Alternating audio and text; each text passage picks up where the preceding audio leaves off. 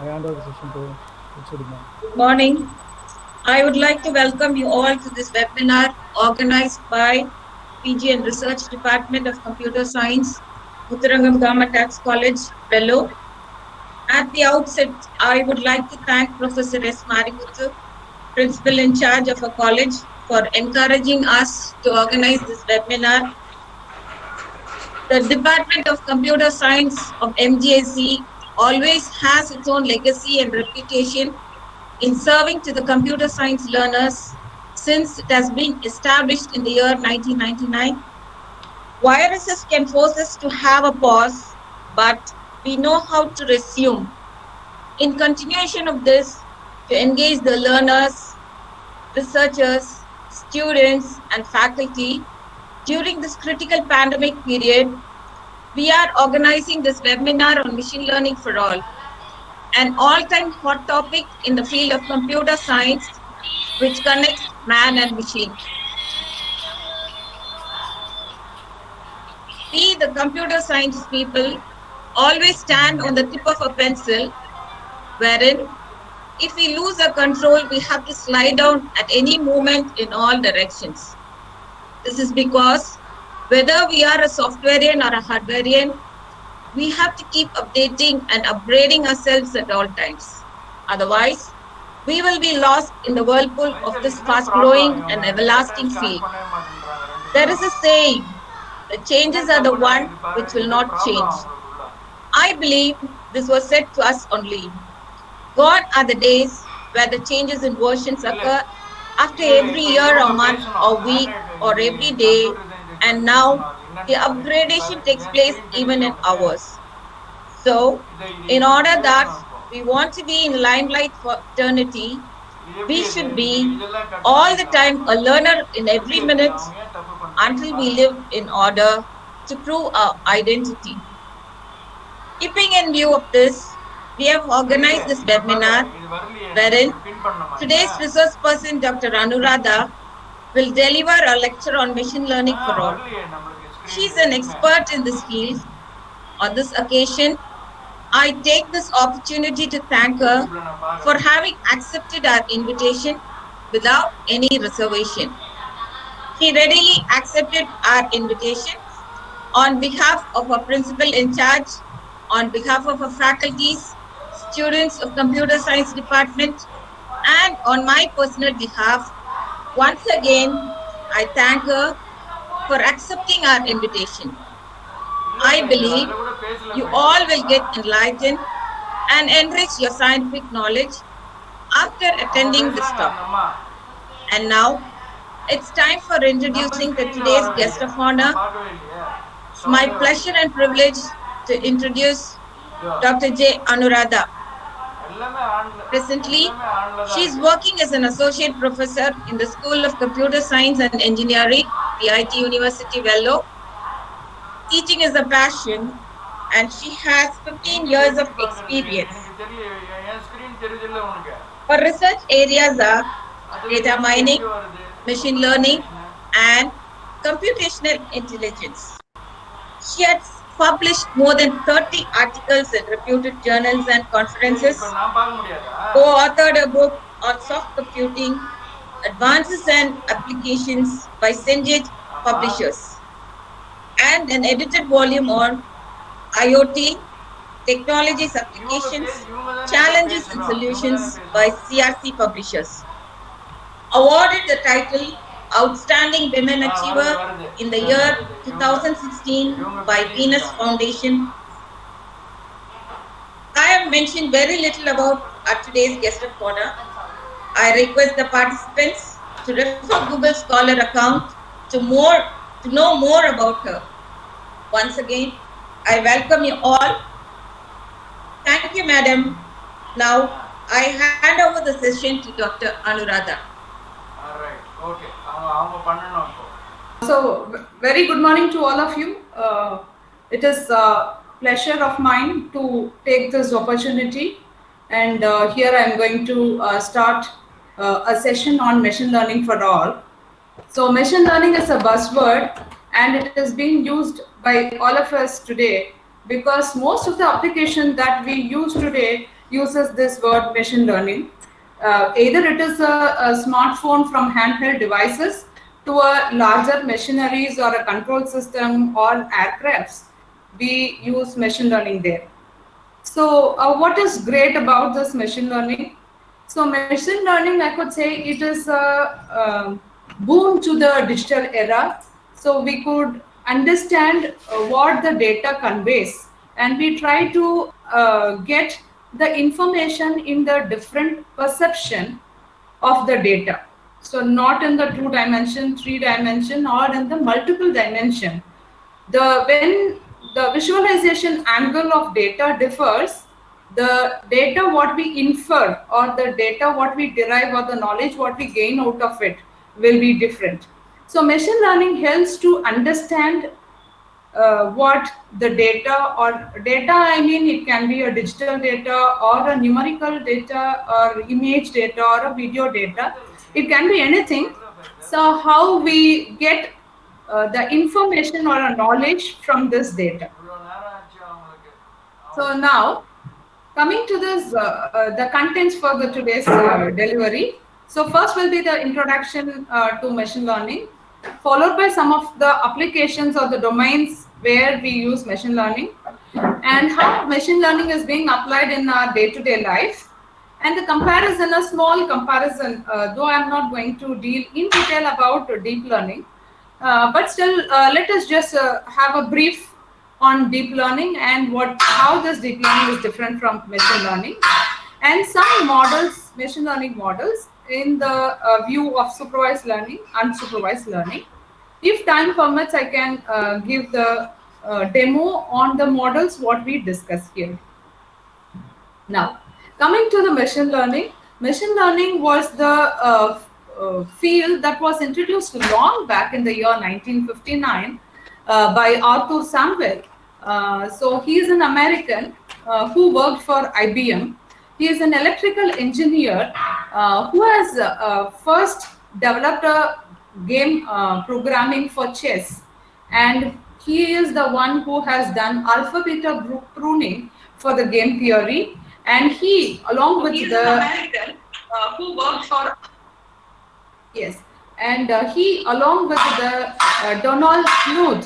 You would have heard this name, Donald Knuth. So he is a professor who has written book on algorithms. So Arthur and Donald Knuth together have developed a text typesetting. Hello, yes. Ma'am, we can't see your PPT actually. Oh, is it? Yeah. Ma'am, please, you go ahead, ma'am. It is visible. No, is this PPT is not visible? Yes, it No. is visible. Maybe problem with your speed. You please go ahead. Actually, it is shown on a small screen. We can't see it big. Ma'am, one thing, please, you don't answer to any participants. We will take care of them. You go ahead with your talk. So now my screen is visible, no, sir? Yes, That is it what. visible. Perfect. Yeah. No problem. Yes. Thank you. So now, Professor Arthur, along with Donald Knuth, has developed a text where these days we have used this text for typing math equations and all those. So they have developed that. So what I mean is he is the forerunner for this field, and he has introduced machine learning and game programming in the field of artificial intelligence. When I coined the term artificial intelligence, now what is ML and what is artificial intelligence, and what is the difference between these two? So coming to this, artificial intelligence, AI is a big, very vast field which includes many subdomains like machine learning, robotics, statistics, game theory, computer vision. Many such subfields are included in this artificial intelligence, where machine learning is one subfield in the umbrella of AI. Now, coming to machine learning, so how this machine learning behaves, it is about designing and development of algorithm. That means we try to model a program that allows computer to gain intelligence by evolving behaviors based on the empirical data. So the data what we provide to the system, it tries to analyze those data, understands this data, and views the data in the different dimensions and provides us the inferences out of it or the knowledge out of it. In short, we could say it provides an intelligence to machines to understand or respond to the environment or to the application. Now, machine learning model, build a mathematical model. Definitely there should be a strong mathematical background for building such a pattern, recognizing the patterns or understanding the patterns of the data. So we need a mathematical model. Okay, so to understand the pattern from the sample data, the data what we give to the machine, and train on those data and try to get inferences from the data. So usually people will put the books and other references at the end, but I have put these references at the beginning itself because I feel that it is utmost important. One should know the books related to this machine learning. So the first book is the book on machine learning written by Tom Mitchell in the year 1997, and this is a Tata McGraw-Hill book, publishers, and this is the fundamental book on machine learning. So those who are new to the field of machine learning, want to start from the scratch, can definitely refer this book. This is a very good book that gives the complete detailed understanding of machine learning from the scratch. Again, the author is Tom Mitchell. The second book, it is as equal important as this book, Tom Mitchell. This is on pattern recognition or pattern classification, which talks to this the inquisitive of this application, that is automated parcel delivery. So it is like those are the robots that moves across the places and takes the parcel and put it into the respective slots properly, and they don't clash each other. They identify what is the parcel and where it has to deliver to and put it into the respective slots. So how these robots could behave properly without any chaos. So that is the curiosity. All behind this is the machine learning or AI technology. So robots and machine learning. So because of this, it is possible that it could deliver sort at least 18,000 parcels per hour. Can you ever imagine what a human can do per hour? See how it minimizes the task of the parcel sorting. Now, continuing to our applications, the applications in our day-to-day life. And during this lockdown period, so we have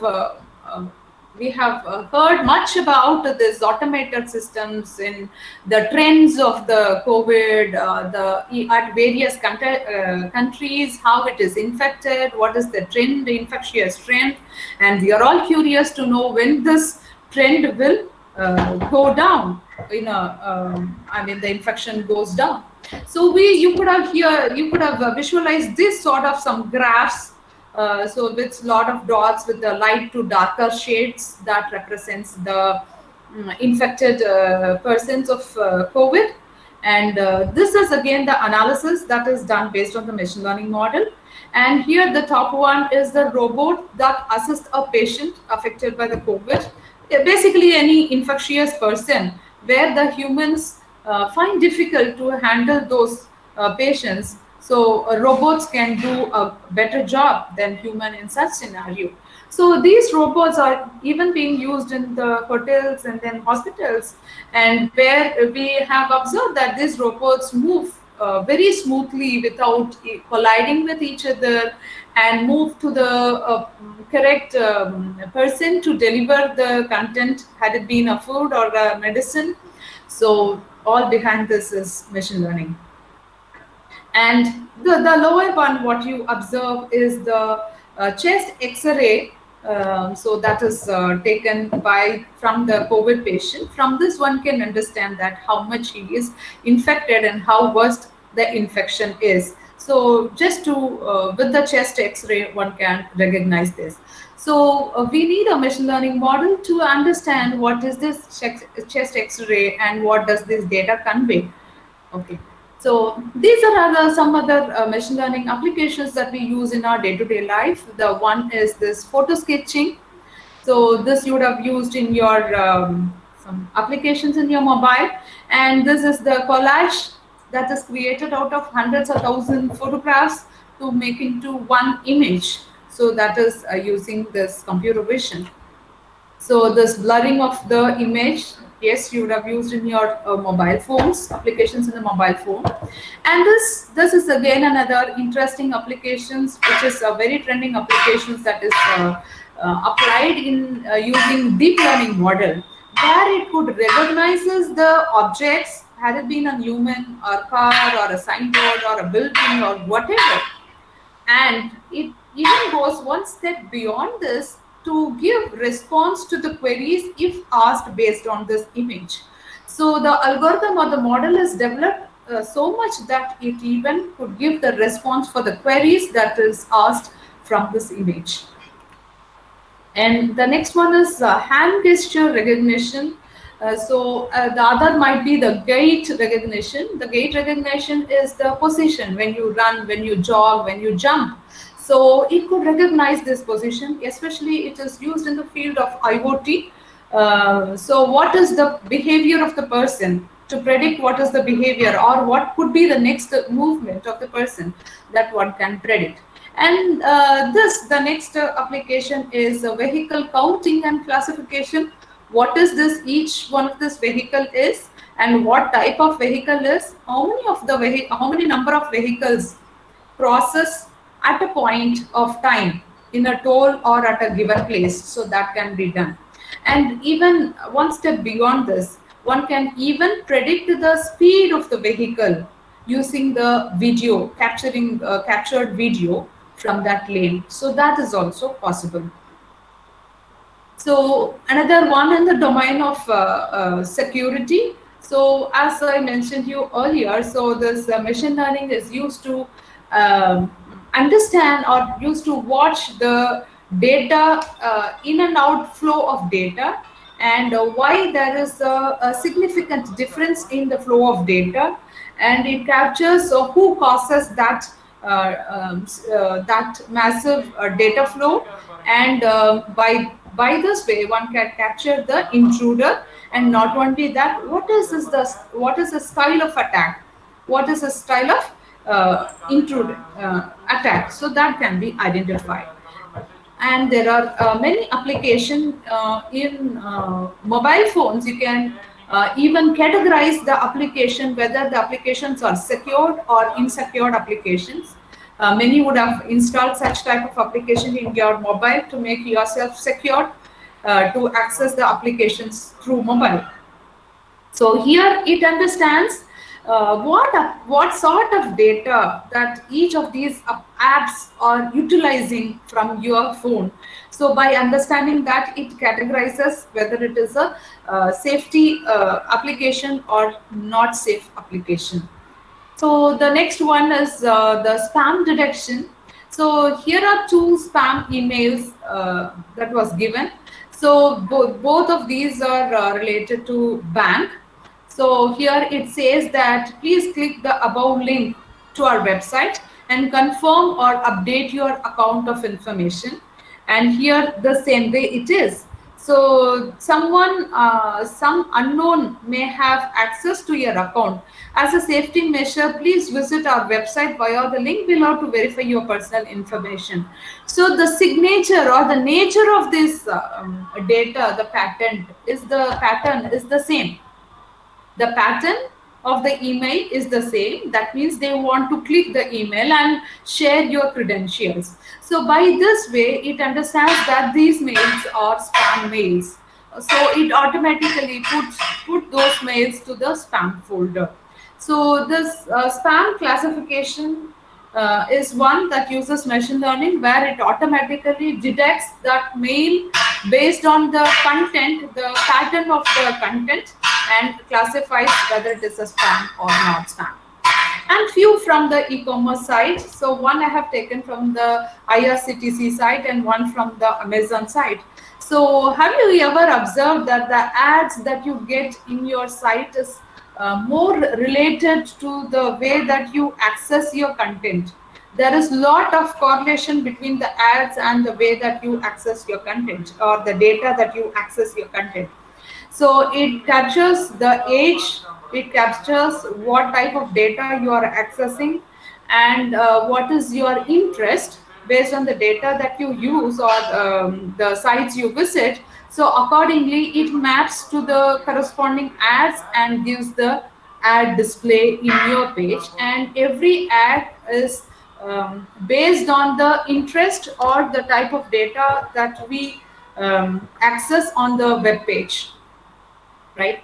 And here, this is another site from Amazon, where, see, I was searching for a model of one some airline frock or whatever. So here you would have observed lot of such options were given. Options are given. That means it gives that these are the other models you may like. Okay, so that it gives lot of varieties and options for you to choose. And this is another page from Amazon.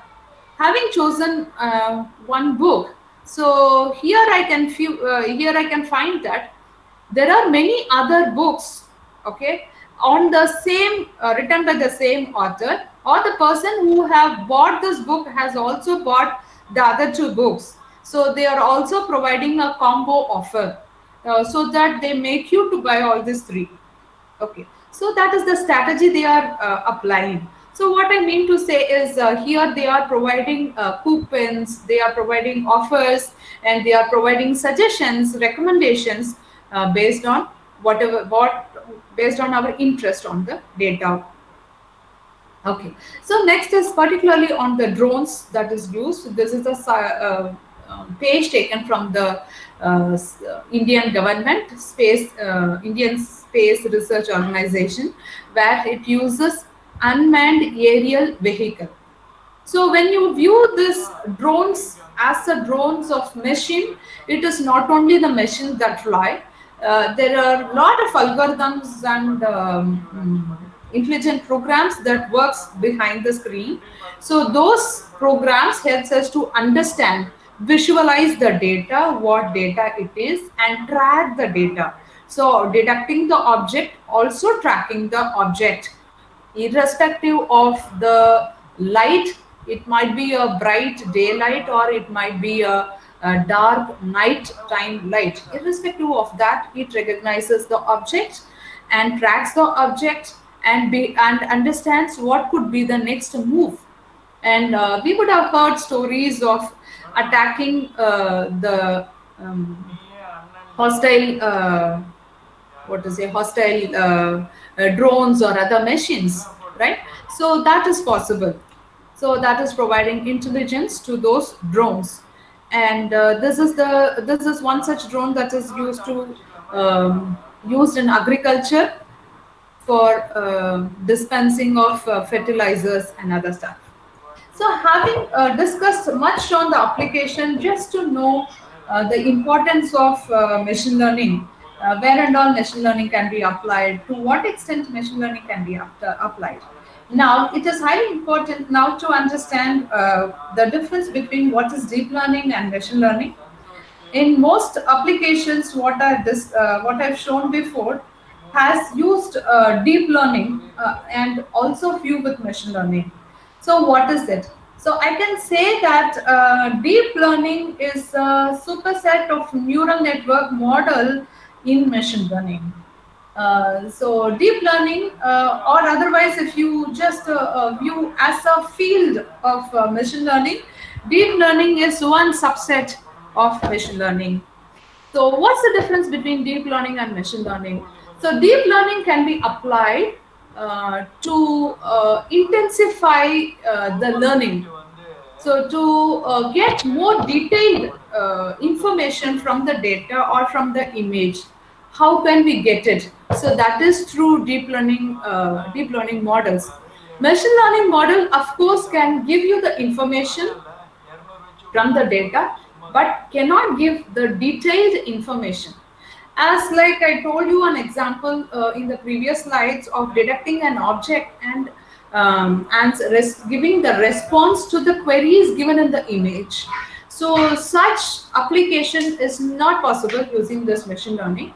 However, machine learning can detect an object, but it cannot give in detail information of what is available in the picture. So that is not possible by the machine learning, but that is possible with the deep learning. So to be very precise, deep learning learns the content in detail. So that is deep learning model. So now I've just differentiated machine learning and deep learning here. So in the aspect of data that is used for training the model and how accurate, what is the time it takes, and what are the hardware requirement and the hyperparameters.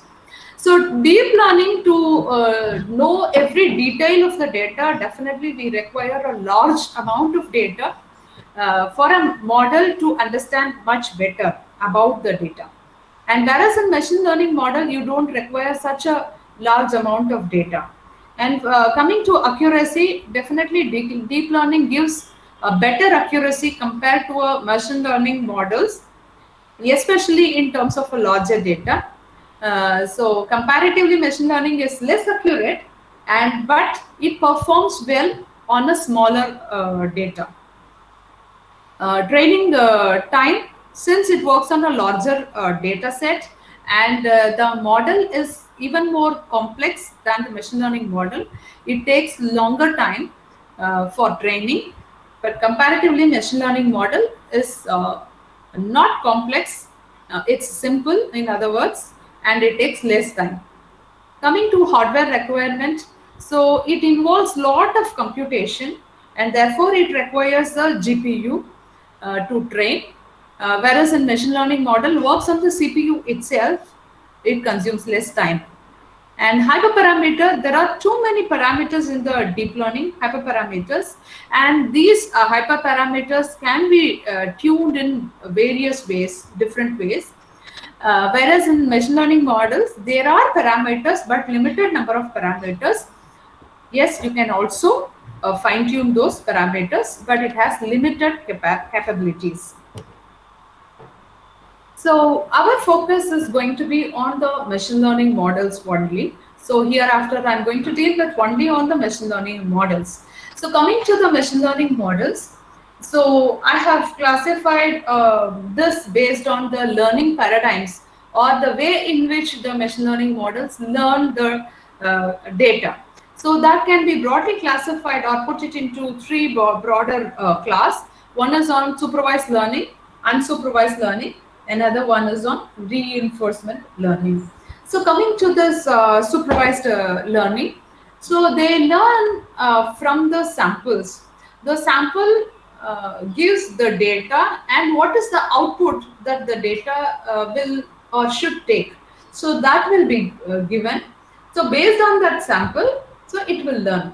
So for example, I can tell you, like in a class, a professor gives lecture, he gives questions. You will be responding to the questions based on the lectures that you have attended, and in the response you may be right or you may be wrong. So the wrong ones are corrected by the professors, and so that your learning gets improved. And that is what is the behavior of the supervised learning is. For unsupervised learning, you have data and all you have to learn by yourself. So there is no guidance for you. So you have to learn by yourself. And that is what is unsupervised learning is. I can tell you, like having bought any mobile phone or any other devices, you try to explore what is there in the mobile, what are the apps, what are the security issues, and how can I connect, what are the privileges I should set. And those things you can learn by yourself. You never ask someone to help, but you will learn by yourself. And that is what is unsupervised learning is all about. And the next one is reinforcement learning. Reinforcement learning is like you try to learn, but you get the feedback from the environment. Say suppose you want to reach to your friend's house, so you're going for the first time, so you don't have any information about the area, but you know only the address of your friend. So that means while you are proceeding or going across the street, you will get the feedback from the neighborhood houses or the houses from the lane whether you are going on the correct path or not. So sometimes when your path is wrong, so you recorrect yourself and then you take another lane and thereby you proceed further and check yourself whether you are going in the right direction or not. Of course, you have GPRS help these days. So now this is the combination of both supervised learning and unsupervised learning. So so you have guidance from the environment in terms of award or penalty. That is the feedback from the environment, and the learning all you have to do by yourself, and you correct it from the feedback, and that is what is reinforcement learning is all about. So I can tell you, like while you are solving a maze problem or you are solving a Sudoku game, so you try to find out the solution. Sometimes you may go wrong and you check whether you're going wrong. Sometimes you get clash, so you recorrect yourself and take another solution and try to explore further. So that is what is reinforcement learning is all about. And this reinforcement learning is used mainly for game theory. So coming to the supervised model, so there are the basic categories are classification and regression. So classification is it tries to label the data, and regression is it tries to give the predict the numerical value. What will be the future trend? What will be the rate of house after 1 year at a given area, or how will be the stock market after 1 year? So what will be how many number of patients will be affected by COVID after 1 month? So that when your answer is in terms of numerical value, then that is regression. When your answer is in terms of categorical value, that is yes, no, it's a car, it's a bike, then it is a classification.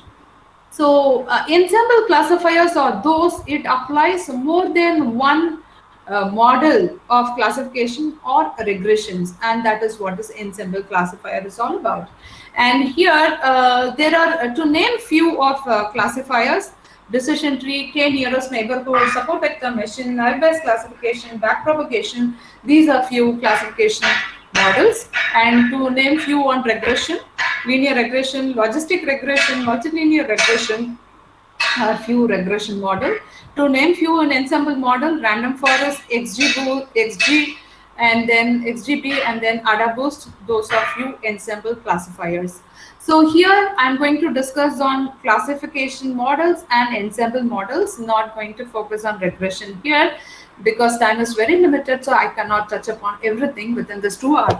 So here I'm going to touch upon k-nearest neighborhood, decision tree in classification, and in the ensemble classifier, random forest, and in the clustering, that is unsupervised model, I'm going to take k-means. Now coming to unsupervised models. So unsupervised models, it is unlabeled data. So there are many unlabeled data where you don't, where the data does not give any information about what the data is and what does it convey. Irrespective of that, in spite of that, so we have to find out or we have to classify those unknown data set, and for that we will be using grouping technique. So we group those data based on the similar characteristics or similar nature of data.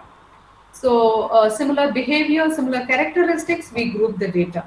So that is what is k-means, k-medoids, hierarchical clustering, density-based clustering, grid-based clustering, Birch clustering, all of these do. And each one of these has its own plus and minus of grouping. So coming to supervised learning model. So learning from the labeled data. So that is we have data set, and assume that X is the data that has set of attributes, and C is the class label for the attribute. So for example, let us say the data of COVID. So in this COVID, there are certain symptoms like cough, fever, and chest congestion, and the sensitivity to the smell and taste. So those are the symptoms that I can say it as attributes that is represented as X1. And C1 is the label, that means whether the patient has COVID or not, yes or no. So that is the label, class label. So the data can be of two types, that may have binary labels, yes or no type, or it can have multiple labels like categories of bicycle, car, and truck. And so by this way we can classify this classification model as binary classification model or multi-class classification model. And to train on this data set,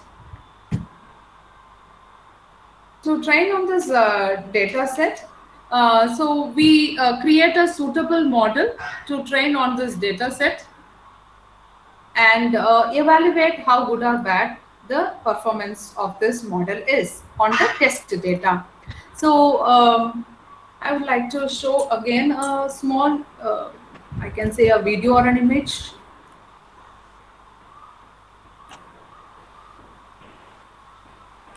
So in the supervised learning, the baby will have already understood or seen the image of an apple or banana. So the parent would have told that this red color and this more or less the circular one is an apple, spherical one is an apple, and this the lengthy but yellow in color is a banana. So the baby would have learned this by color and shape that this is an apple. But given such a data like this, it's a lengthy but red in color. How does the baby respond to this? So this is what actually learning helps to identify this. Machine learning model helps to identify this. So for an unknown, unseen data, how does the baby recognizes this? So that is what the machine learning model does. And here comes the picture of generalization.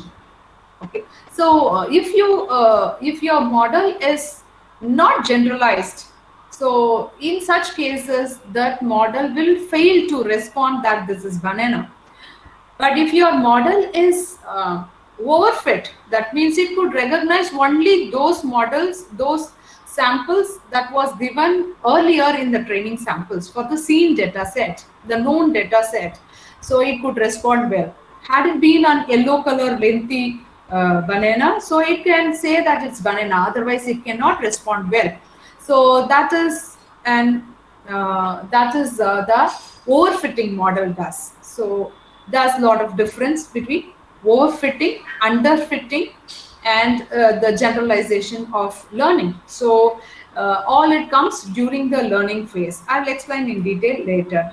Now this is an example for an unsupervised learning. So here there is no label that this is dog, this is cat, that is not given.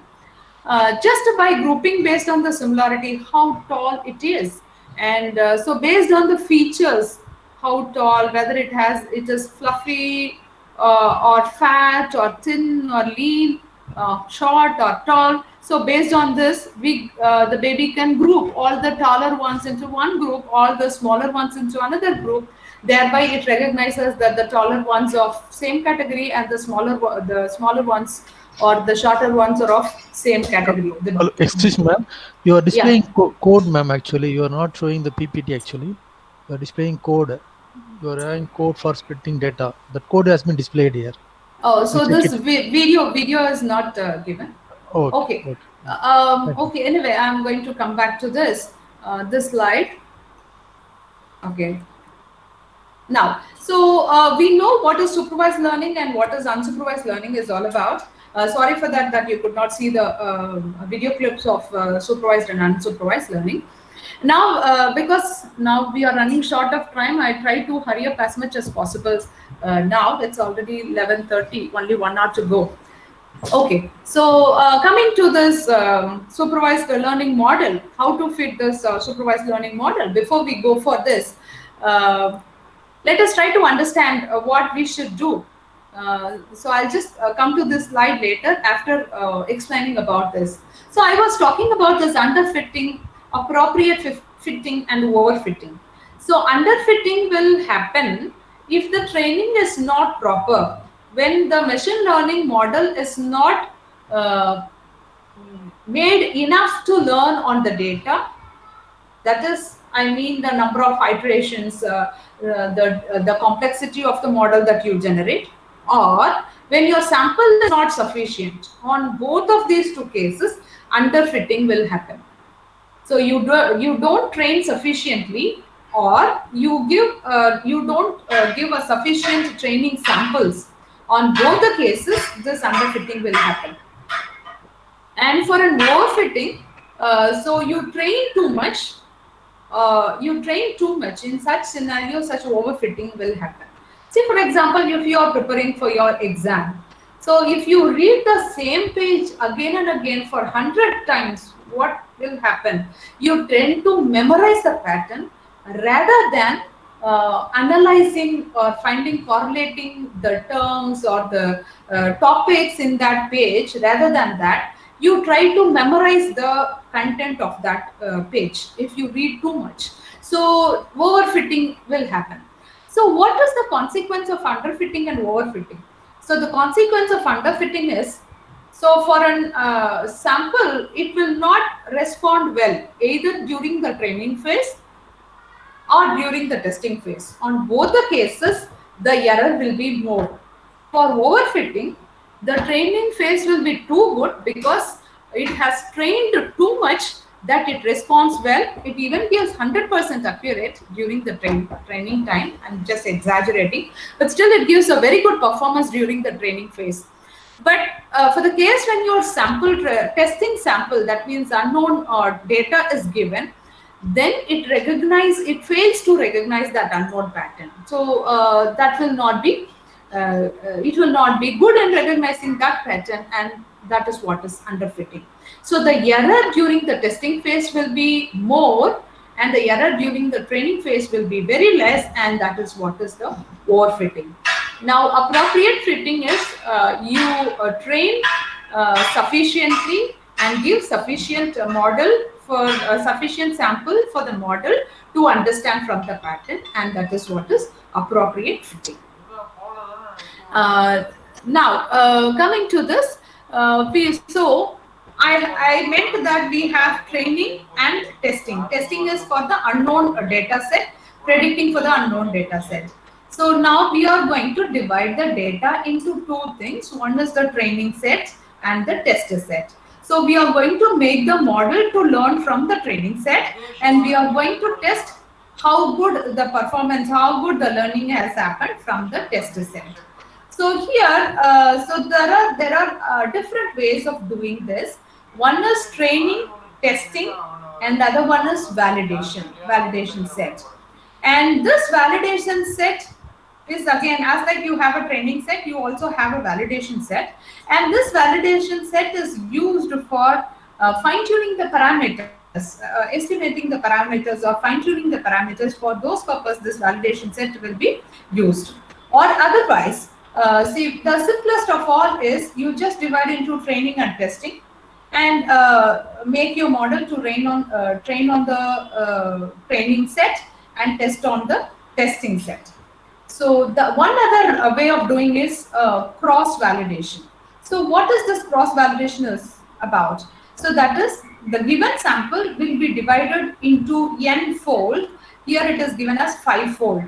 So the data is divided into 5 chunks here, and every time it takes one chunk for testing, the remaining other chunks of data as training. So it is alternatively the training chunks will be taken. So first time fold 1, second time it's fold 2, third time 3, fourth time 4, and fifth time 5.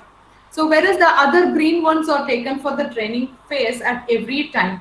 And the average result of all this is considered as the final result of the model. And this is proved to be the good method of evaluating your model, how good the learning has happened. So for this, the training covers all samples. Testing is also covered by all the samples. Okay, so on due course of time, every sample is will be there in the training, and every sample will be there in the testing set. So that is why this is more advantageous than the other other way of evaluating the model.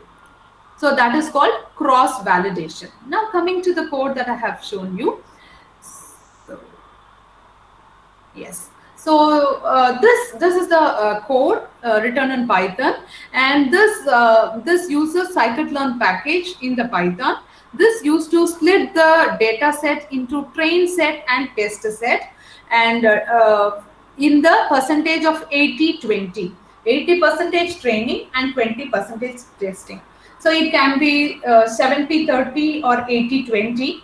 There is no hard and fast rule to say which percentage is ideal. It can be anything. You can make trial and error. It depends on the model, and it depends on the data set that you use.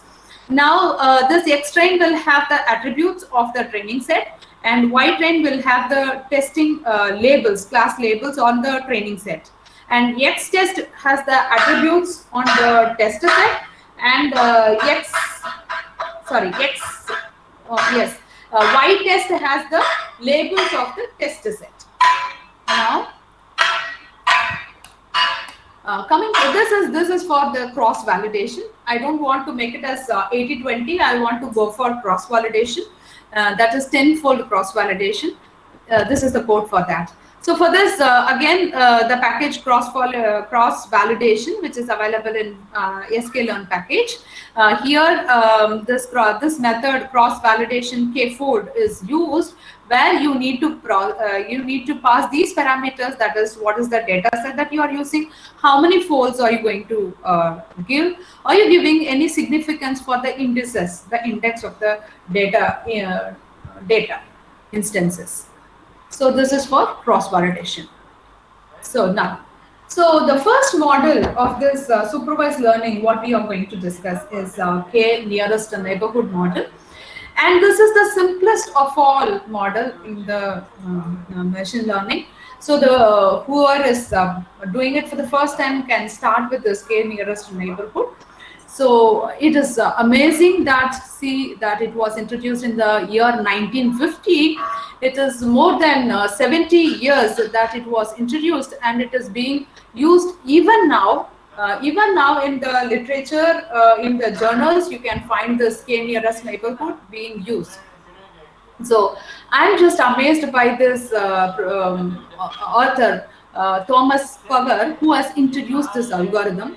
I'm just amazed about his the simplest way of finding solution to the problem. So this is the simplest model of all. This is called as the lazy learner. Before proceeding further about this K nearest neighborhood model, I would like to just give in detail about this professor. This professor Thomas Power was an electrical engineer and a statistician at the Stanford University. He has studied in Stanford University and MIT. He is an information theorist in its domain, and he has proposed this K nearest neighborhood in the year 1950. Out of all this is very simple model. Now, this K nearest neighborhood can be applied for classification as well as for regression. So we call this model as a lazy learner model. Why? Because so it doesn't involve much of training phase. There is no training phase there. So the training or the learning happens only when you give your test case. After then the learning happens. So whereas in other models, we will learn first, we will train the model first, and then we test. But here, so the learning will happen only when you start giving your test samples. So it works like the way the proverb says, tell me your friend, I will tell you who you are. So that means your behavior, your likelihoodness, and whatever you like, whatever you are interested, will have a match, more or less similarity with your friend. No? So the same way it is. So given a test sample, it tries to find out the closest pattern for the test sample and picks up the suitable answer for the test model from the nearest samples from the training set. So here the black colored one, so the black colored dot is the test set, and the other dots that you see as orange and red are the training samples. Now from this black colored dot, find out the most closest pattern. So here you can use K closest pattern. That is what is this K nearest neighbor. Choose the K nearest neighbor. So say suppose I am choosing 1, 2 and 3 nearest neighbor. So out of these 3 nearest neighbor, what is the class label of all these neighbors? Go for a voting and then finally decide whichever has the highest voting, you can set that is the class label for this test sample. So here is an example. This black color one is the test sample, and for this the 3 closest pattern for this test sample is taken. So where there is 2 red and 1 green. So here if you apply voting, the majority will be the red because it has the 2 count, and the minority is the green which has 1 count. So what could be the color of this black dot? This unknown dot will have the color as red because the majority is red in the closest circle. So similarly, this is for 7 points, K nearest neighborhood of K equal to 7. So in this case, so what is the majority? The majority is the green one. Sorry that it is written here as blue. So it's green. Green is the majority. So here the dot, this test dot will take the color as green. So this is how the label assignment of K nearest neighborhood is done. So there is no much training phase here. Now the same thing is explained with an example. So you have some sort of data. So the big tip is the class label, whether the person will give the tip to the waiter or not, yes or no. So what are the factors that decides this tip? That is food, chat, whether it is fast, served fast, quick, price, whether it's a bar or not.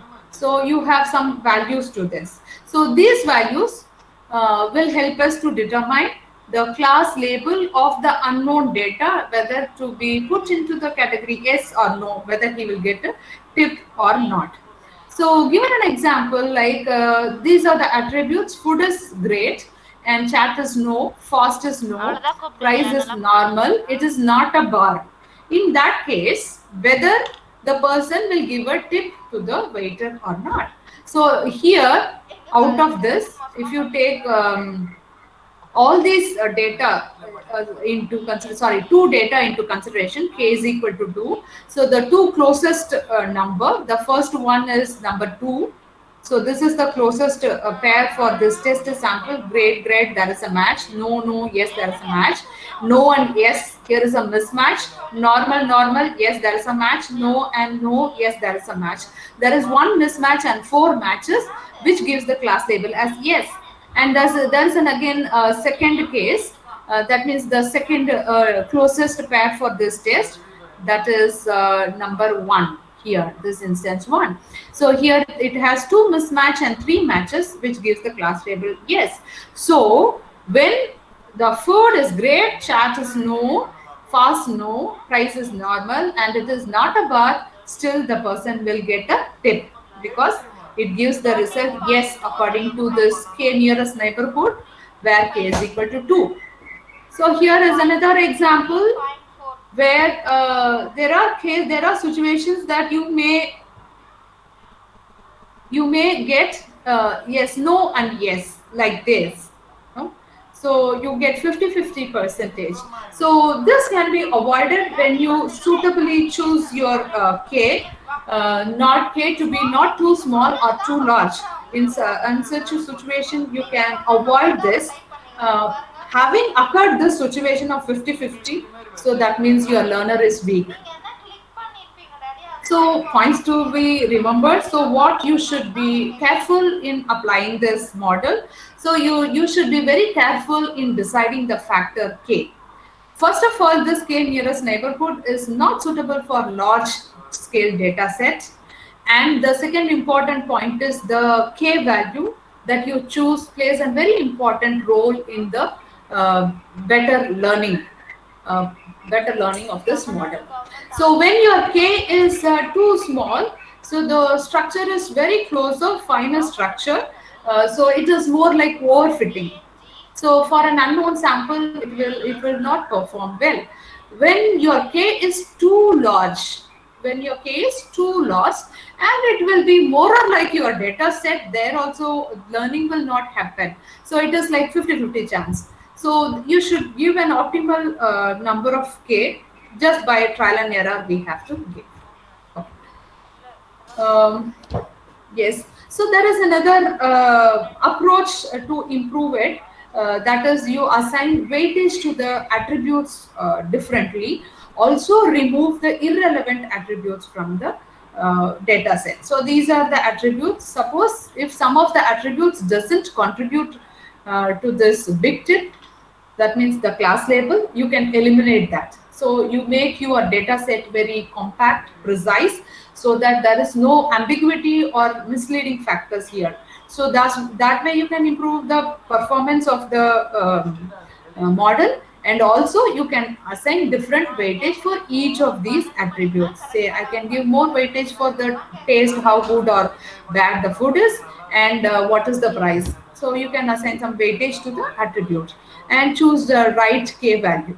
So by this way you can improve the performance of this KNN. So some of the applications of KNN is text mining, weather prediction, mapping the land cover and land usage from the satellite image, finance modeling, bankruptcies, money laundering analysis, credit rating. These are few applications where KNN can be applied. This is not limited to this. There are many such applications. To name few, I have written this. Now, the next model under supervised learning is decision tree. So decision tree was introduced in the year 1970s. That is 20 years after KNN. So that means this model is again a very popular model. It's being used even these days. Of course, there are a lot of variants of this decision tree are available, and this is even popularly used these days, even still. So even after 50 years. And this was introduced by J. Ross Quinlan, and this is a very good approach, I could say. And to give few information about this Professor Quinlan, so he is a computer science engineer and researcher in the field of data mining. His education was in the University of Washington and Sydney. Okay, coming back to decision tree. Decision tree is the most powerful and a popular tool that is used for classification and prediction. So I can say regression. Okay, so decision tree is like a flow chart. It's like a graph where it has some branching factors there, and there were many internal nodes and the leaf nodes. And we construct this tree from the given data set, and we traverse across the tree for the test set to know what is the class label of this. And the test label is understood from the terminal node or otherwise the leaf node of the tree. So how to construct the tree? So to construct the tree, so that means the data will be partitioned into different nodes, and each nodes will be further partitioned into further different nodes, and likewise this branching keeps going. It's like a tree. From the root, it's split. The data will be split, and from the every split, it is further split. So it goes like this, and this splitting is done based on selecting a particular attribute for splitting, and the values of the attribute will decide how we want to split. Whether it is going to split into 2 branches or 4 branches, that is decided based on the splitting attribute. Now, the question is, how to choose the splitting attribute. For this, we will be using some statistical measures like information gain ratio, gain index. These are some of the statistical measures which tells how good that attribute can give information. When selected, it can classify better. Say, for example, if I choose attribute, say age, how good an attribute age can give a better classification. So that is captured using the statistics like this, statistical measures like this, information gain ratio, and Gini index, and each one of it has its own merits and demerits. Since lack of time, I'm not explaining all these formula, I'm just skipping it further. So this is an example of a decision tree, how it looks like. So now I want to decide whether I have to go out or not. So how do I decide? From the previous sample, there are attributes like outlook, whether it is rainy, windy or cloudy, or whether my friends are busy or not. So these are the factors that is going to decide whether I'm going to go out or not. Now, so what should I do? If I feel like, yes, I want to go out, straight away you can go out. Or if you have a second thought, you want the other factors into consideration to decide whether to go out or not. So for that, first you will be checking the climate, whether it is a sunny, whether it is cloudy, or whether it is raining. So if it is a sunny, yes, go to beach. If it is cloudy, or you can go for a running or walking. If it is a rainy, you check whether your friends are busy or not. If your friends are busy, you better stay home, or otherwise you join your friends and go for enjoy a movie.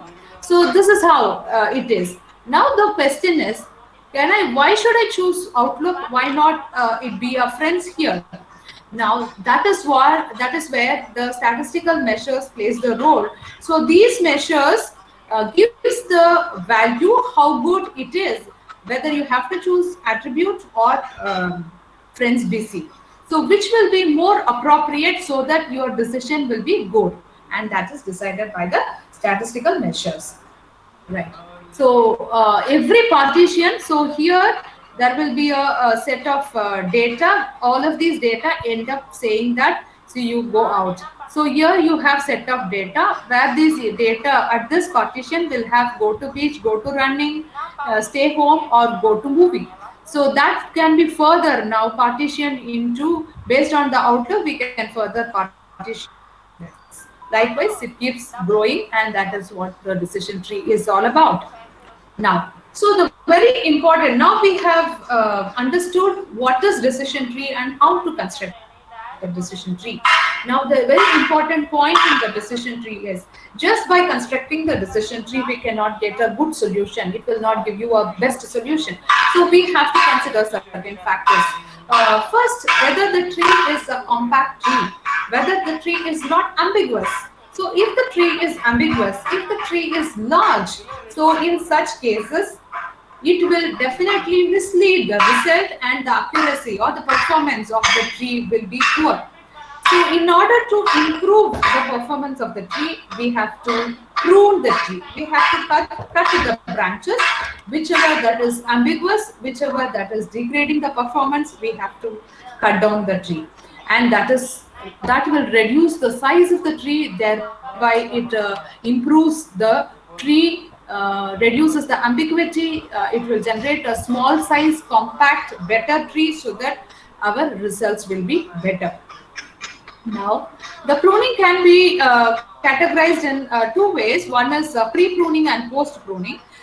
Pre-pruning is while you are developing the tree itself, you can decide whether to explore this branch or not, whether to expand that branch or not. So that can be decided based on certain measures, again a statistical measures, to decide whether to cut down there itself or to grow the tree further. That is pre-pruning. And post-pruning is you make the tree to grow completely, and then do some analysis or evaluate the performance of each of these nodes and decide where to cut, which part of the tree to be cut. So that is post-pruning.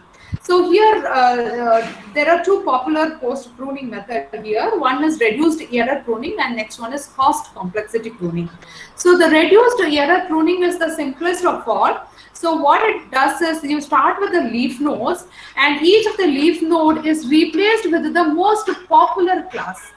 So you just check the leaf node and replace the leaf node with the popular class. So thereby you keep making the non-leaf node just one level above the leaf node. You replace the majority of the class in the leaf node to that node and cut the leaf. So that way you can do it. So replace the leaf node with the start from the leaf node and replace each node by replacing the most popular class of the leaf node. So then evaluate this. So which of this leaf node, reduced leaf node, gives the performance, better performance? So every time whenever you make such a change, you observe which of this change is good. So then you note down the leaf, whichever that is truncated, that gives the better result, that change alone is kept. Now such that leaf node is truncated, right? So this way of pruning is called the reduced error pruning. Okay, so this is the simplest and the speed the fast pruning method, easy to implement. Find the sum of errors over the entire subtree. Also calculate the error on same example if converted to a leaf with a majority class label. So you understand whichever that is better, you replace that, you truncate that leaf node. So that you iterate it for every node and then finally find out the best average result. So that is reduced error pruning. And the next one is the cost complex. This is an example just to show. So now, so this is 1, 2, 3, 4, 5, 6, 7, 8, 9, 10, 11 or the nodes. Here the nodes 4, 5, 7, 8, 10, 11 are the leaf nodes, and these are the non-leaf nodes. The one.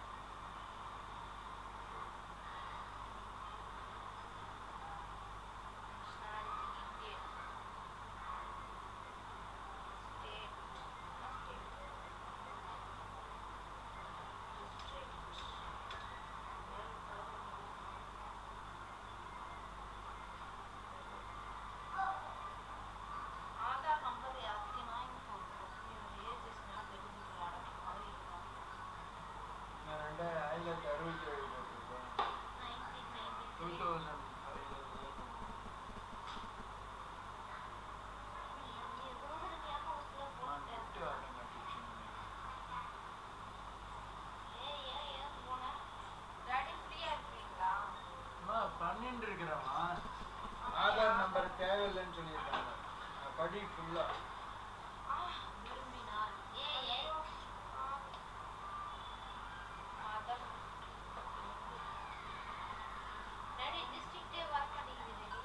வரும் late ஆகும்.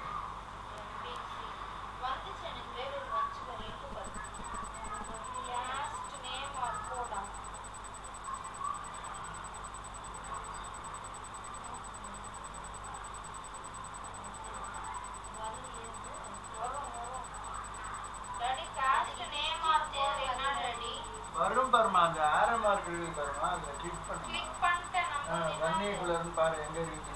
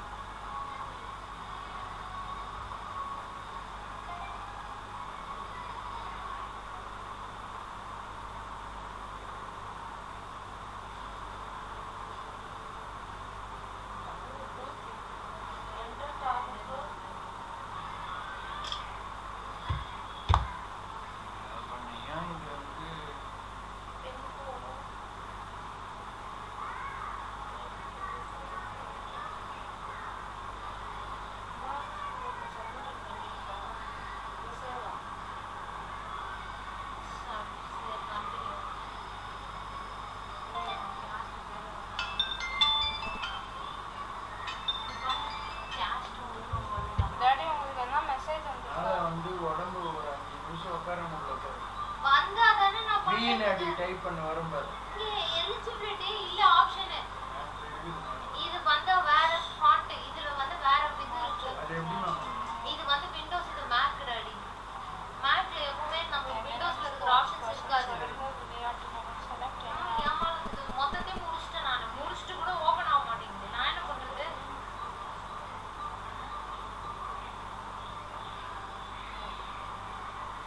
ஐயா select the items in the children of ex-servicemen. No, தானே? Tamil origin from Andaman and Nicobar Island. Yes or no?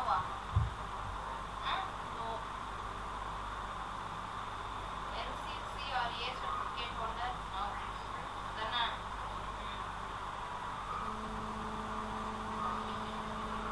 மூணு application number இருந்துச்சு. அதான் clearance. Register number. ஏமா இது வந்து ப்ராப்ளம் ஆகுது. நெட்டு வேணாமா? வேற யூஸ் பண்ணிருக்கா? விடுமா. இப்போ என்ன யூஸ் பண்ணுவோம்? இப்படி என்ன பண்ணிட்டோம்? வெளியில் வந்து உள்ள வந்து.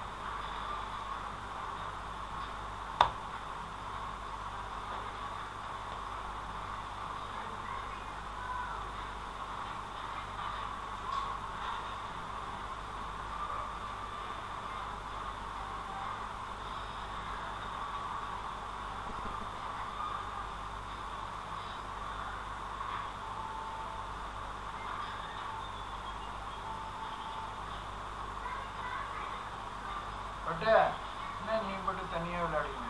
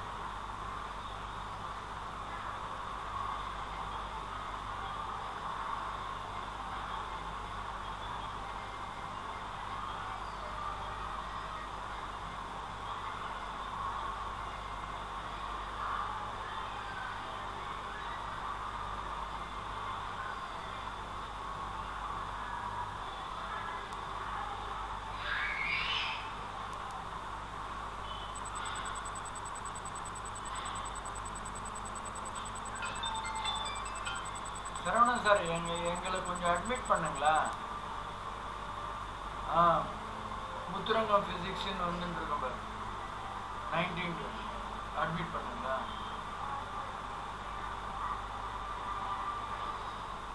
இல்லை 97 தான் வரும்.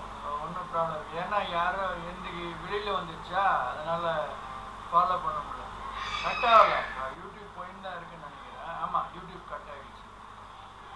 யாரோ எக்ஸ்ட்ரா வந்துட்டுக்கிறாங்க உள்ள. கொஞ்சம் வந்துட்டுனா பாருங்க, அட்மிட் பண்ணுங்க.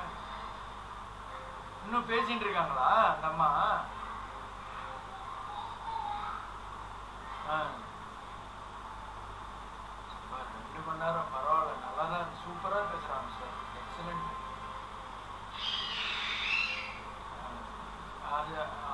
அதே மேனேஜ் பண்ணுறாங்க, சூப்பராக பண்ணுறாங்க.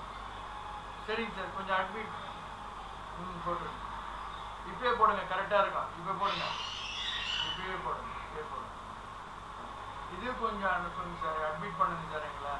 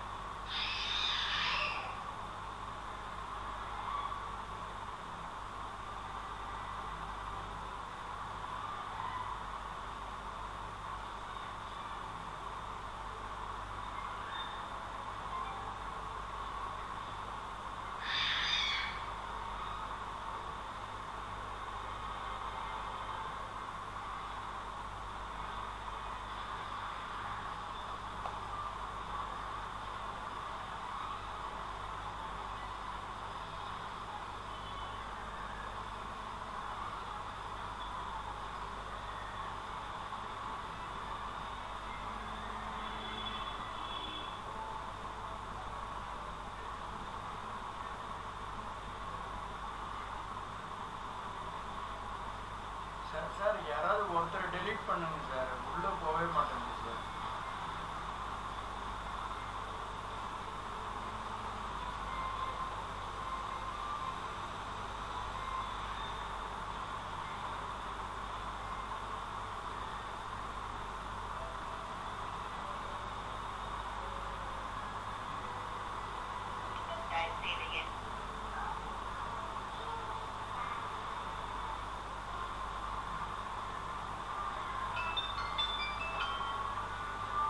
பைசல் நான் சொன்ன பைசல் அவர் இஷ்டத்துக்கு ஏன் பைசல் கட்டாச்சு?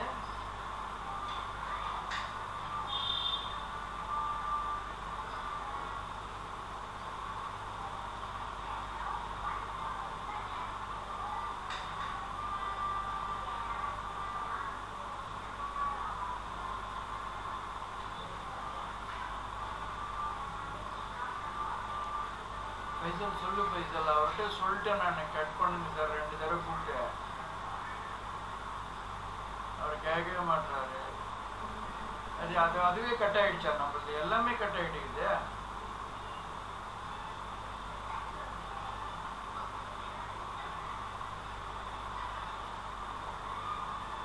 இது வேற நம்மளுக்கு பண்ண சொல்றாங்க, உள்ளவே போக மாட்டேங்குது.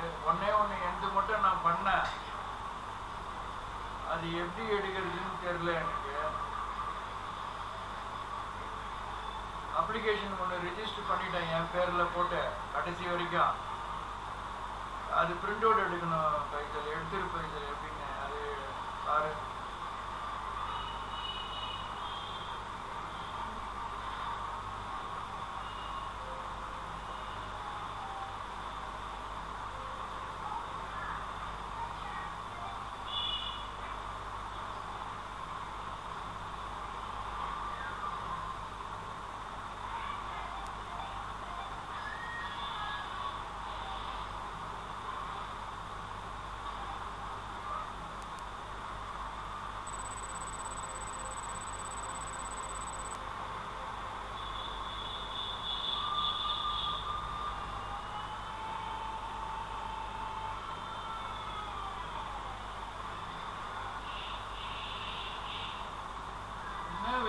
நான் ரிஜிஸ்டர் பண்ணி இது வரைக்கும் போனோம்ப்பா, நீ எதுவும் பண்ண முடியல ஒண்ணு கூட நம்ம முத்துரங்கத்திலையா?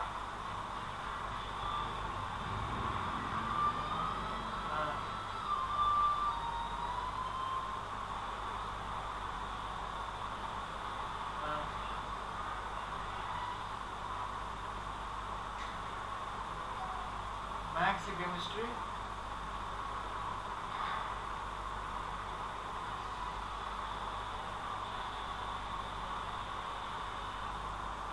இப்போ நான் வந்து +2 மார்க் வரைக்கும் என்டர் பண்ணி சேவ் சப்மிட்னு கொடுத்தேன். இந்த சும்மா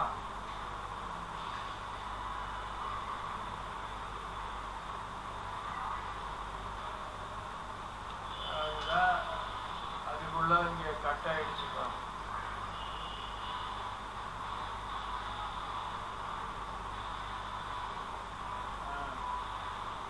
ஃபயர் பாக்ஸ் தான், ஃபயர் பாக்ஸில் தான் இருக்கும், ஃபயர் பாக்ஸில் தான்.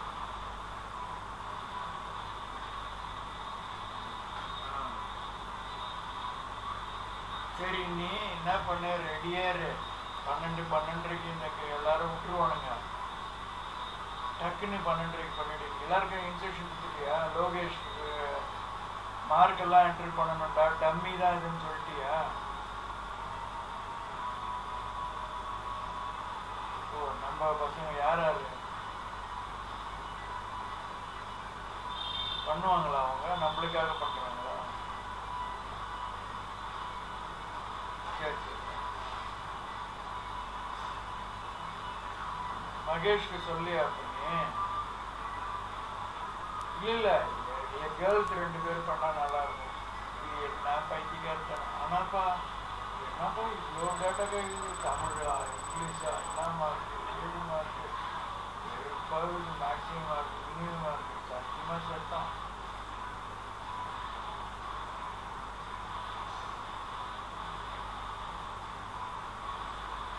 வஞ்சி லேட்டா வருது, லேட்டா வருது. we will fix the k means. Otherwise, there is no clue or no formula to choose what will be the k we can choose. Okay, this is simply by our intuition we fix the k values. That means we want k number of groups to be formed out of these data. Now, having chosen k, now we have to find out so what could be the center point or the centroid or so-called the representative for each of these groups, and that is called the centroid. The representative for all of these k groups are called the centroids. So then centroids are chosen. So from this centroids, that is representatives or the seed points, we apply some similarity measure to find out how the data points are similar to that of the center points, the centroids. So whichever data points that is more similar to the centroid, we will put it into that group. Likewise, every data will be just compare. So say suppose this is the two groups that we want to form, red and green. So let us consider this data, green data. So we will find out the distance between this green data to x and green data to blue x, and whichever cluster it is closer to, so we will put it into that cluster.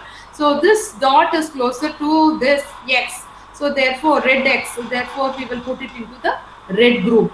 So this data is closer to blue group, so we will put it into the blue group. Likewise, we will form the groups based on the assignment of every data points to the cluster based on the similarity between the data points to the closest centroid.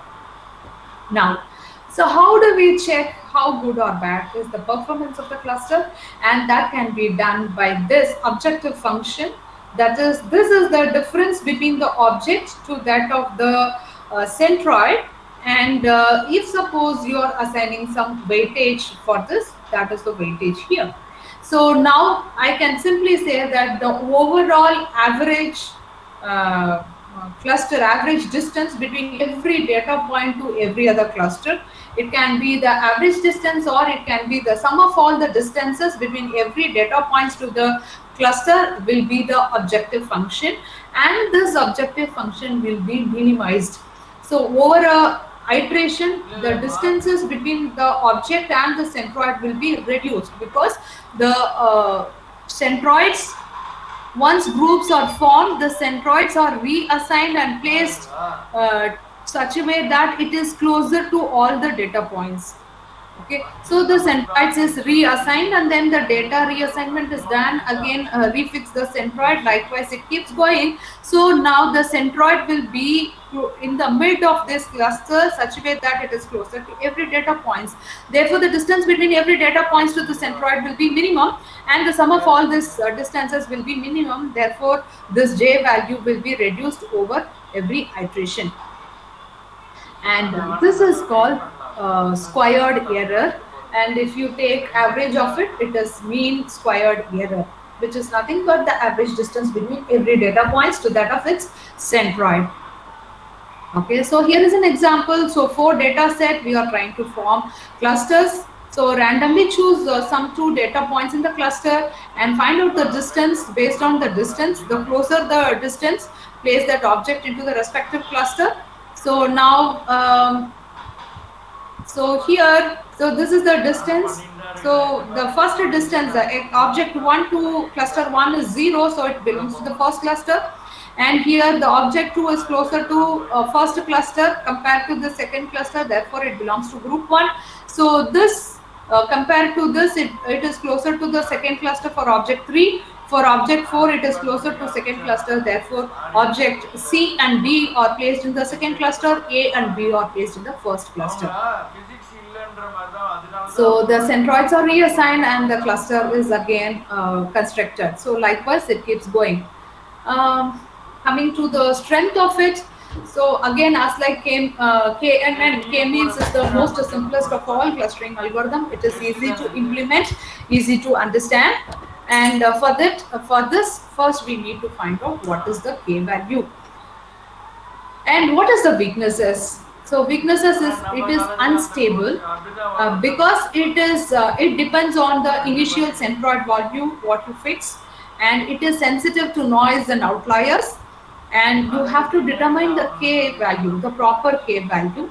And for this, there is one approach called elbow method, which performs a trial and error method of different K values and measure the performance of the cluster and plot it and find out the stability for the K and fix that K. And that is one way of choosing the K value. So determining the K value is very important, or otherwise your results may be weird. And it is suitable only for spherical and elliptical clusters, which is in the form of a circle and oval cluster with 2 dimensions or 3 dimensions. It is not suitable for irregular structures like this. So in such case, KNN is not the right choice. And this diagram shows that how the performance is worse in case of noisy data. Some of the applications is it is used for document classification, crime detection, fraud detection, cyber profiling, automatic messaging, cluster segmentation. I'm just skipping all this.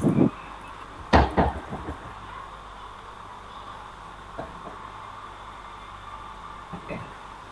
So coming to clustering, we have applied this clustering using the nutrosophic fuzzy hierarchical clustering for the dengue analysis in Sri Lanka.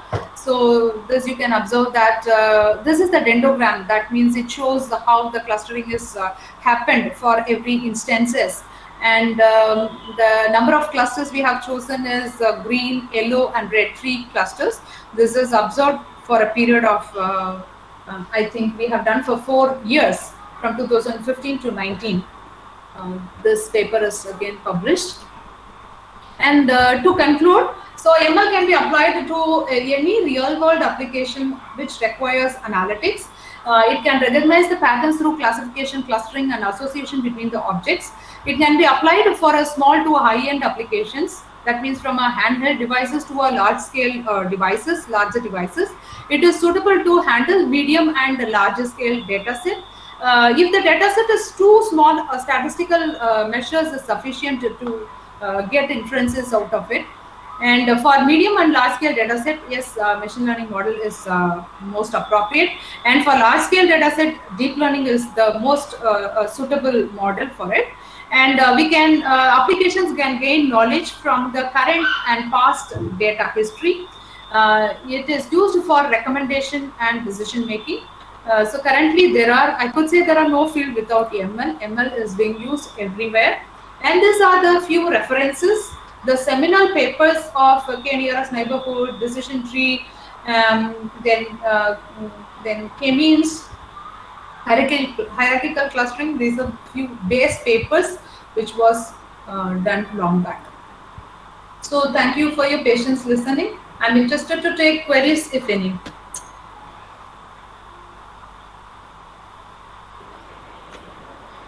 Ma'am, there is a question from audience, ma'am.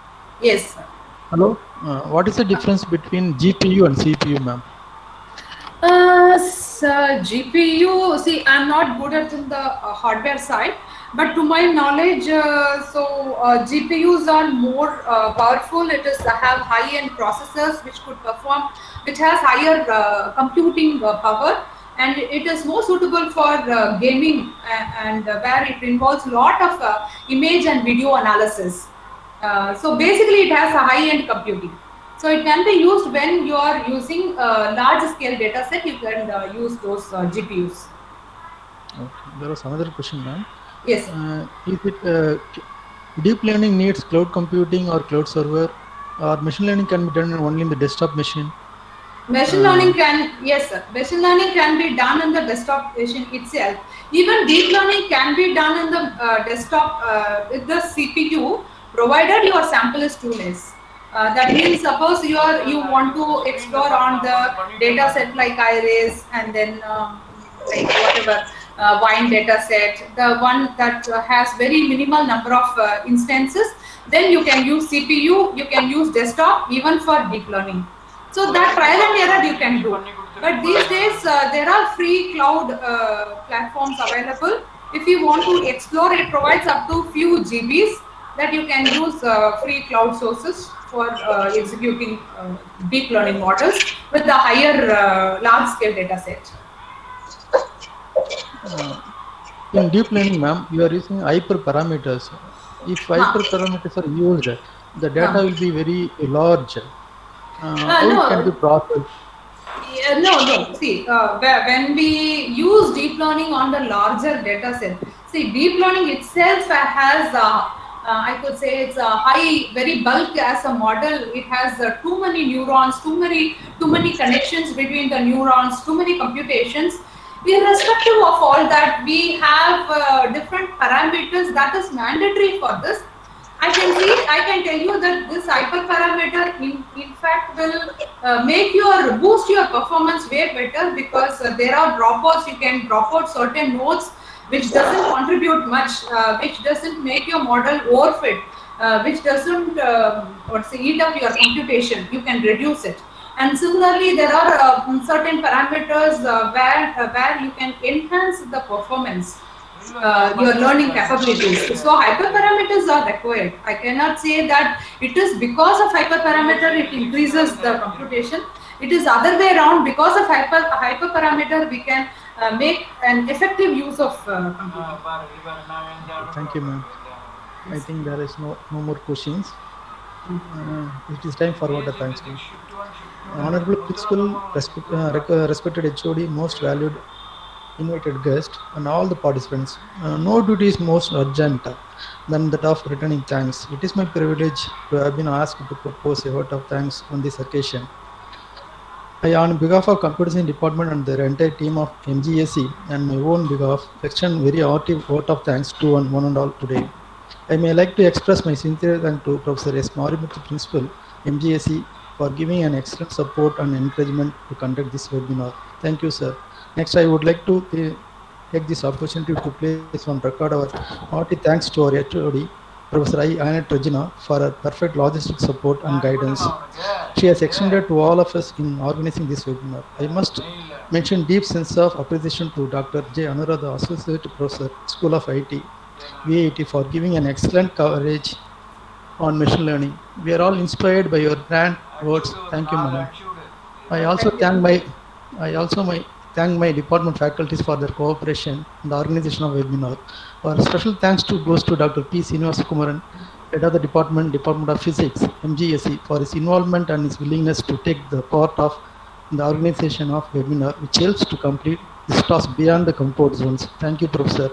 Finally, I would like to thank all the participants for spending your valuable time by actively participating in this webinar and gaining some knowledge during this pandemic time. With all these warm words, I thank one and all in this group and move to the end of the day's webinar. Thank you all. Thank you. Thank you, sir. Thank you, Dr. Anuradha, ma'am. Thank you very much. Oh, welcome, sir. Thank you.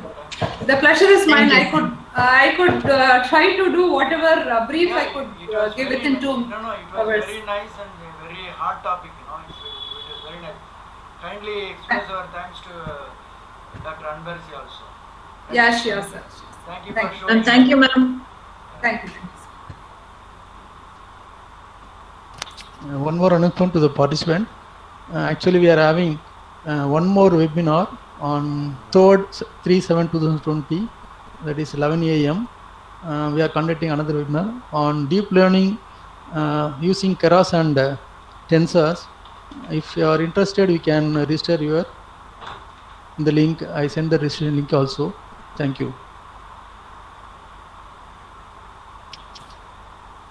Okay, we can close the session now. Thank you. Thank you all.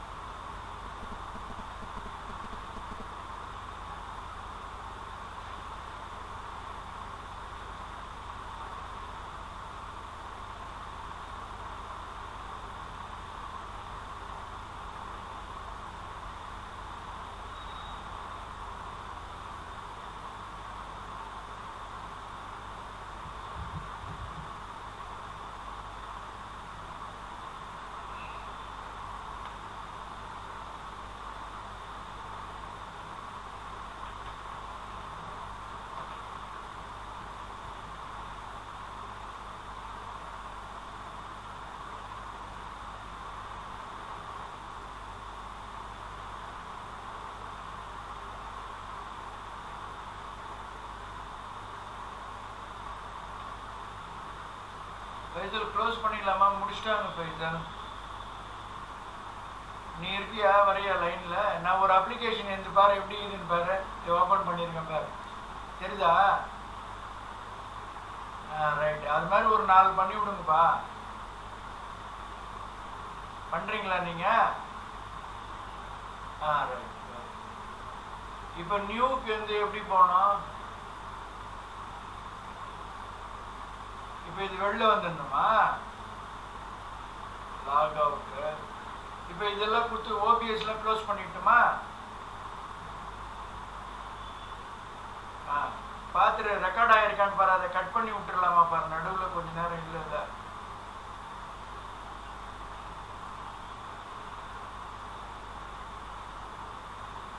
நிறுத்திரு நிறுத்திரு நிறுத்திரு நிறுத்திரு.